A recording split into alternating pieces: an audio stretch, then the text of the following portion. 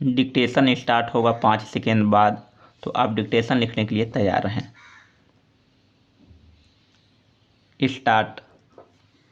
महोदय, इस उपग्रह पर मानव अस्तित्व को बनाए रखने के लिए सबसे पहले आवश्यक है कि ऐसे विकास कार्यों को जारी रखा जाए जो सामाजिक न्याय पर आधारित हों और जिन्हें न्यायपालिका का समर्थन प्राप्त हो।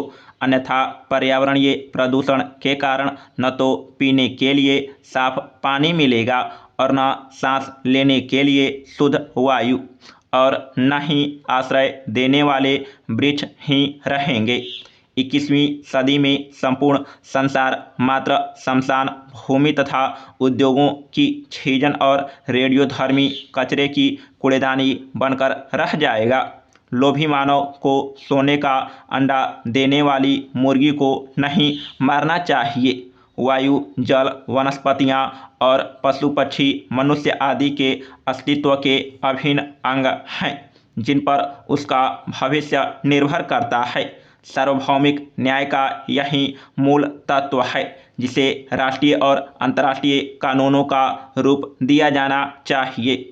कुछ विशेष अपवादों को छोड़कर हमारे न्यायालय समझते हैं कि पर्यावरण संबंधी कानून से न्याय व्यवस्था भंग हो जाएगी और कानून अधिकारों का हनन होगा, क्योंकि हमारे विधिवेत्ता और न्याय प्रणाली कानून के इन नए आयामों से अपरिचित ही नहीं, अनभिज्ञ भी है। यह अधिनियम काफ़ी व्यापक है और इसमें विभिन्न प्रकार के जल स्रोतों को शामिल किया गया है। अधिनियम में केंद्रीय और राज्य प्रदूषण निवारण एवं नियंत्रण मंडलों की स्थापना का प्रावधान किया गया है जो स्वायत्त निकायों के रूप में कार्य करेंगे।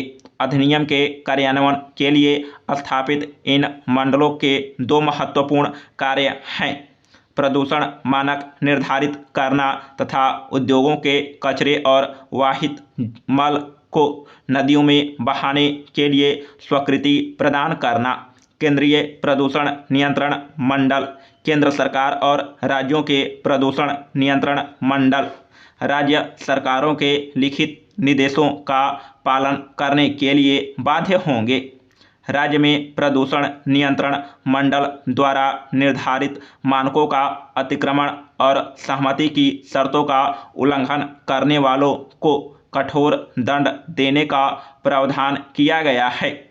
तथापि इस अधिनियम के अधीन प्रदूषण नियंत्रण मंडल द्वारा शिकायत किए जाने पर या उसकी पूर्वानुमति से ही किसी न्यायालय द्वारा किसी अपराध पर विचार किया जा सकता है। अधिनियम में यह भी प्रावधान किया गया है कि यदि किसी कार्य से जल प्रदूषण की आशंका हो तो राज्य प्रदूषण नियंत्रण मंडल द्वारा उसे रोकने के लिए न्यायालय में याचिका दायर की जा सकती है। इस अधिनियम के द्वारा पानी के नमूने लेने, जांच और मुआयना करने के लिए प्रदूषण नियंत्रण मंडलों को व्यापक अधिकार दिए गए हैं।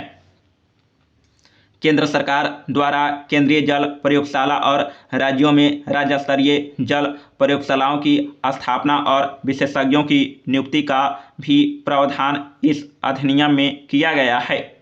वाहित मल और उद्योग के कचरे से होने वाले जल प्रदूषण को रोकने के लिए आवश्यक उपाय स्वयं करने का अधिकार भी राज्य प्रदूषण नियंत्रण मंडलों को दिया गया है। यह अधिनियम लगभग ब्रिटिश अधिनियम की नकल है और प्रदूषण फैलाने वाले या उससे प्रभावित समुदाय दोनों पर इसका कोई असर नहीं पड़ा। महोदय, आधुनिक युग की सबसे बड़ी देन यह है कि हम किसी भी चीज़ की बहुत प्रतियां बना सकते हैं। प्राचीन काल में यदि कोई पुस्तक लिखता था तो ग्रंथ की हस्तलिखित प्रति एक ही होती थी। उसकी यदि प्रतियां बनानी हुई तो दूसरे आदमी को पूरा ग्रंथ लिखना पड़ता था, जो बहुत ही व्यय साध्य और श्रम साध्य काम होता था। आज किसी ग्रंथ या वस्तु की प्रतियां केवल मुद्रणालय में ही नहीं बल्कि अन्य प्रकार से भी बन सकती है। एक या अनेक बना देना आज एक खेल सा हो गया है।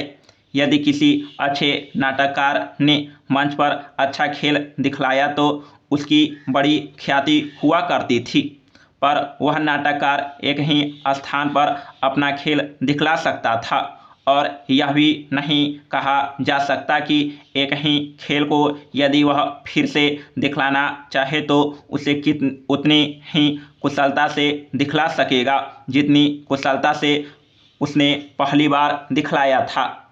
आज केवल यही नहीं कि नाटककार के चित्र की प्रतियां बहुत बन सकती है, बल्कि उसके चलचित्र की प्रतियां बनती है और साथ साथ उसकी वाणी भी सुनने में आ सकती है, और वह केवल एक स्थान पर ही नहीं बल्कि संसार के एक कोने से दूसरे कोने तक जहाँ चाहे सभी स्थानों पर और जितनी बार चाहे सुन सकते हैं और देख सकते हैं।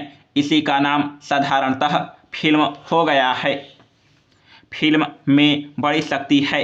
यदि अच्छे पात्र, अच्छे कथानक और अच्छा आदर्श दिखलाया जाए तो उसका प्रभाव बहुत ही अच्छा पड़ता है। जैसे किसी भी अच्छे नाटक का, पर वहाँ भी यदि कथानक दूषित हो, पात्र चरित्रवान न हो और गतिविधि उनकी ऐसी हो जो समाज अथवा व्यक्ति को ऊपर उठाने के बदले नीचे ले जाने वाली हो, तो उसका प्रभाव उतना ही बुरा पड़ता है। नाटक तो एक आदमी एक स्थान पर करके उसका भला या बुरा प्रभाव वहाँ बैठे हुए लोगों पर ही डाल सकता है। दूर दूर के लोगों तक उसका प्रभाव नहीं पहुँच सकता। फिर फिल्मों में भला या बुरा करने की शक्ति कई गुनी अधिक हो जाती है। किसी फिल्म की जितनी प्रतियां बना ली जाती है उतना ही उसका प्रभाव भी असीमित हो सकता है। इसलिए यह आवश्यक हो गया है कि जिस चीज़ में जितनी शक्ति हो उसका उपयोग इस प्रकार से किया जाए कि उससे अच्छे से अच्छा फल मिले और उसमें किसी प्रकार की बुराई न आए। आज सिनेमा का उपयोग 3 कामों में होता है: शिक्षा, मन बहलाव और प्रचार। ये तीनों काम जीवन में महत्वपूर्ण हैं। सिनेमा का उपयोग शिक्षा के काम में जितना बढ़ेगा उतना ही हो सकता है, पर शर्त यह है कि कथानक शिक्षाप्रद हो और जो पद्धति अपनाई जाए वह ऐसी हो जिसके द्वारा शिक्षार्थियों को सच्ची शिक्षा मिल सके। जब मैं शिक्षा शब्द का उपयोग करता हूँ तो मेरे ध्यान में केवल बच्चों की ही शिक्षा नहीं है। समाप्त।